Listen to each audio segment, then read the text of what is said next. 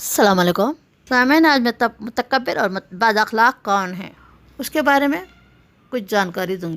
بندگی تواضع اور عزت بند کا ساری کا نام ہے۔ اس کی ضد تکبر و استکبار ہے، یعنی اپنے آپ کو بڑا سمجھنا، اللہ تعالیٰ کے بندوں کو اترانا، اکڑ کر چلنا، شیخی بگانا، خود ستائی کرنا پسند نہیں۔ کبریائی کی صرف اللہ تعالیٰ کی شان ہے۔ یہی وجہ کہ قرآن کریم میں اس کی صفت المتکبر آئی۔ صلی اللہ علیہ وسلم نے فرمایا، اللہ تعالیٰ فرماتا ہے کہ کبریائی میری ردا ہے، الوحیت ہے، عظمت میری ازار ہے۔ جو اس بات میں مجھ سے جھگڑے گا میں اسے جہنم میں ڈالوں گا۔ ازار یعنی چادر ہے۔ ابن ماجہ 4174۔ ابو امیہ شعبانی بیان کرتے کہ میں ابو سالبہ خشی کے پاس آیا اور میں ان سے کہا کہ ایسا آیت کا آپ کیا کرو گے کہ اللہ تعالیٰ فرماتا ہے مومنو اپنے فکر کو اگر تم ہدایت پر ہو تو کسی کی گمراہی تمہیں نقصان نہیں پہنچائے گی۔ سائل کو شبہ تھا کہ امت کی ذمہ داری تو امر بالمعروف نہیں عن المنکر ہے، ہمیں تو پوری انسان کو بچانے کی تدبیر کرنا چاہیے۔ آیت کا ظاہری مفہوم یہ پیغام دے رہا ہے کہ تجھ کو پرائے کی کیا پڑی ہے، اپنی پرواہ کر۔ انہوں نے جواب دیا، میں نے اس کی بابت سب سے بڑی باخبر شخصیت یعنی رسول اللہ صلی اللہ علیہ وسلم سے پوچھا تھا تو آپ نے فرمایا بلکہ نیکی کا حکم دیتے اور برائی سے روکتے رہو حتیٰ کہ ایسا وقت آ جائے کہ تم دیکھو کمینے کا حکم مانا جا رہا ہے، خواہشات کی پیروی کی جا رہی ہے، دنیا کو تردید دی جا رہی ہے، ہر شخص اپنی رائے کو حرف عقد سمجھ رہا ہے۔ تو یہ مشکل وقت ہے، بس ایسے وقت میں اپنی نجات کی فکر کرو، عوام کو ان کے حال پر چھوڑ دو کیونکہ اب تمہارے پیچھے ایسے مشکل دن ہے کہ گویا آگ کی چنگاری کی مٹھی میں لینا ہے۔ ایسے ایام میں جو خیر پر قائم رہے گا اسے ان 50 افراد کے برابر بازار ملے گا جو تم جیسا کام کریں گے۔ عبداللہ بن مبارک کہتے کہ عرض کیا یا رسول اللہ صلی اللہ علیہ وسلم اس دور کے 50 افراد کے برابر یا ہمارے 50 افراد کے برابر؟ آپ صلی اللہ علیہ وسلم نے فرمایا تمہارے 50 افراد کے برابر۔ سنن ترمذی 3058۔ الغرض جب انسان اپنی رائے کو حرف آخر سمجھنے لگے تو دلیل استدلال کی جائز بات ختم ہو جاتی ہے، وہاں ضد اور ہر دھرمی آ جاتی ہے۔ اللہ تعالیٰ فرماتا ہے جب اس سے کہا جائے اللہ سے ڈرو تو پھر دار نفس سے اسے گناہ پر ابھارتا ہے تو اس کے لیے جہنم کافی ہے، ضرور وہ بہت برا ٹھکانہ ہے۔ سورہ بقرہ آیت نمبر 206۔ حضرت عبداللہ بن مسعود فرماتے ہیں کہ کلام اللہ کا سب سے زیادہ ناپسند ہے وہ یہ کہ ایک شخص دوسرے سے کہے کہ اللہ سے ڈرو اور وہ جواب میں کہے جا اپنا کام کر۔ شعب الایمان 621۔ اور ایک روایت میں ہے وہ غضبناک ہو گئے۔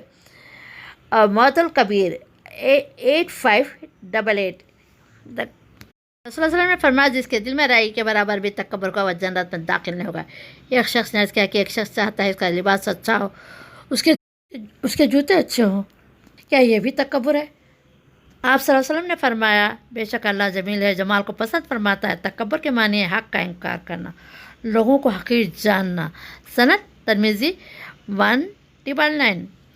علامہ راغب اصفہانی لکھتے ہیں کہ کبر اس نفسانی کیفیت کا کہتے ہیں جس کے سبب انسان اپنے آپ پر تفاخر کرتا ہے اور اپنے آپ کو دوسروں سے بڑا سمجھتا ہے۔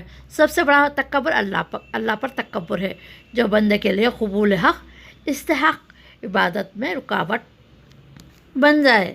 اشکبار درجات سے ہوتا ہے کہ ایک انسان اس تک حدود میں رہے کہ وہ اپنی قابلیت سے بڑا بن جائے، یہ خصلت پسندیدہ ہے، اور دوسرا کہ انسان شکم سیر ہو، اپنے آپ کو دوسروں سے برتر سمجھے، خصلت مذموم ہے۔ المفروضات فی غریب القرآن جیم سواد 697۔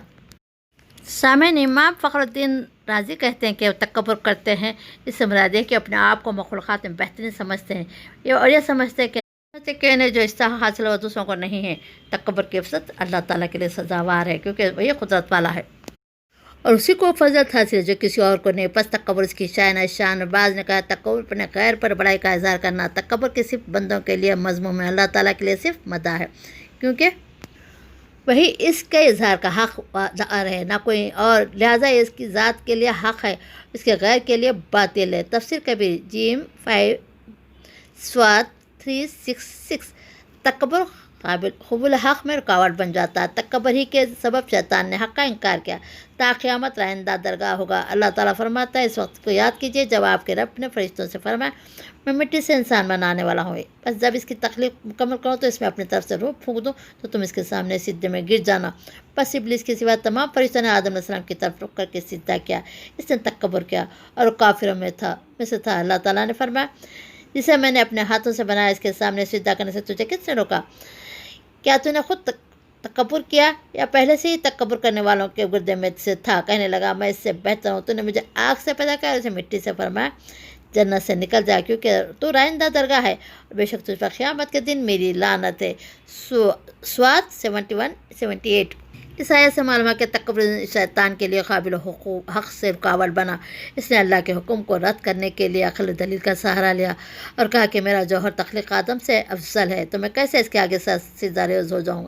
اسے عقل تسلیم نہیں کرتی، دراصل عقل عیار انسان کی ہدایت سے محروم کر دیتی ہے۔ تاریخ انسانیت کا مطالبہ کریں، جتنے ائمہ ضلالت کے گزرے ہیں اپنے اپنے دور کے عقلاء اور فلاسفہ تھے، جہلا نہیں تھے۔ سو خوب حق کے لیے عقل محض کافی نہیں، عقل سلیم درکار ہے۔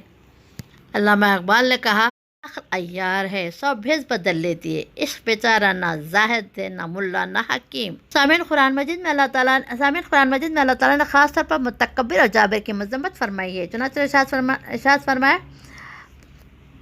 تکبر لوگوں سے ردگانی نہ کرے، زمین میں اکڑ کر نہ چل، بے شک اللہ کسی اکڑنے والے تکبر کو پسند نہیں کرتا۔ سورہ لقمان 18۔ اس طرح اللہ تعالیٰ ہر متکبر جبار کے دل پر مہر لگا دیتا ہے۔ سورہ مومن 35۔ اور موسیٰ علیہ السلام نے کہا میں ہر اس متکبر سے جو روز حساب پر ایمان نہیں لاتا اپنے رب اور تمہارے رب کے پناہ میں آتا ہوں۔ سورہ مومن آیت نمبر 27۔ قرآن کا مطالعہ بتاتا ہے کہ سارے سرکش اقوام جنہوں نے حق کو رد کیا اس کا سبب تکبر ہی تھا۔ اللہ تعالیٰ فرماتا ہے جن لوگوں نے کفر کیا ان سے کہا جائے گا کیا تمہارے پاس میری آیتیں نہیں پڑھی جاتی تھی؟ بس تم نے تکبر کیا، تم مجرم لوگ تھے۔ الجاسیات 31۔ جس دن کافروں کو جہنم کی آگ کے سامنے پیش کیا جائے گا تو ان سے کہا جائے گا تم اپنی لذیذ چیزیں دنیا کی زندگی میں لے چکے ہو، ان سے فائدہ اٹھا چکے ہو، پس آج تم کو ذلت والا عذاب دیا جائے گا، اس لیے کہ تم زمین میں ناحق تکبر کرتے تھے، تم نافرمانی کرتے تھے۔ احقاف آیت نمبر 20۔ بے شک جب انہیں کہا جاتا تھا اللہ کے سوا کوئی عبادت کے لائق نہیں تو وہ تکبر کرتے تھے۔ الصافات آیت نمبر 35۔ اور کہنے لگے ہم اس کے باوجود آپ پر ایمان لائے حالانکہ آپ کی پیروی انتہائی کمزور اور پسماندہ لوگوں نے کی ہے۔ سورہ شورى آیت نمبر 111۔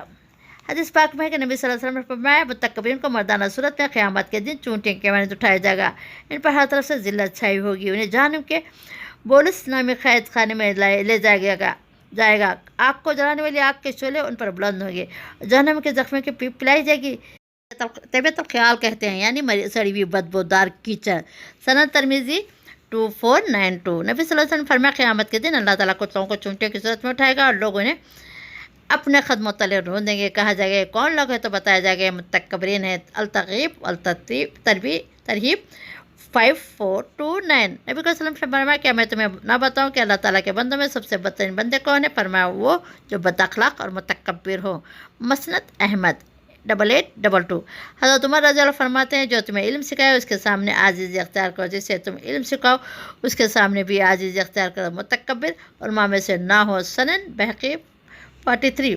یہ مسروق بن حجہ فرماتے ہیں کہ آدمی کے عالم ہونے کے لیے اللہ تعالیٰ کی خشیت کافی ہے، کہ جاہل ہونے کے لیے اپنے علم پر اترانا کافی ہے۔ فقہ 86۔ یحییٰ بن خالد فرماتے ہیں کہ اہل کرم جب سانسیں اختیار کرتے ہیں تو عاجز بن جاتے ہیں، اور کوئی ناقص و کمینہ آدمی جب پاسا بنتا ہے تو متکبر و مغرور ہو جاتا ہے۔ کیمیا سعادت سواد 784۔ تکبر ایسی مذموم صفت ہے کہ اپنے ساتھ دیگر کئی برائیوں کو لاتی ہے، بے شمار خوبیوں سے انسان کو محروم کر دیتی ہے۔ متکبر شخص جو کچھ اپنے لیے پسند کرتا ہے اپنے مسلمان بھائی کے لیے پسند نہیں کر سکتا، ایسے شخص جس و انکسار پر بھی قادر نہیں ہوتا، جو کہ تقویٰ اور پرہیزگاری کی جز ہے، اپنی شان و شوکت کا بھرم رکھنے کے جھوٹ کا سہارا لیتا ہے، حسد اور کینہ پروری کا مریض ہوتا ہے، دوسروں کی نصیحت اور حق بات قبول کرنے سے محروم رہتا ہے۔ الغرض متکبر آدمی اپنے بھرم رکھنے کے لیے ہر برائی اختیار کرنے پر مجبور اور ہر اچھے کام کرنے سے عاجز ہو جاتا ہے۔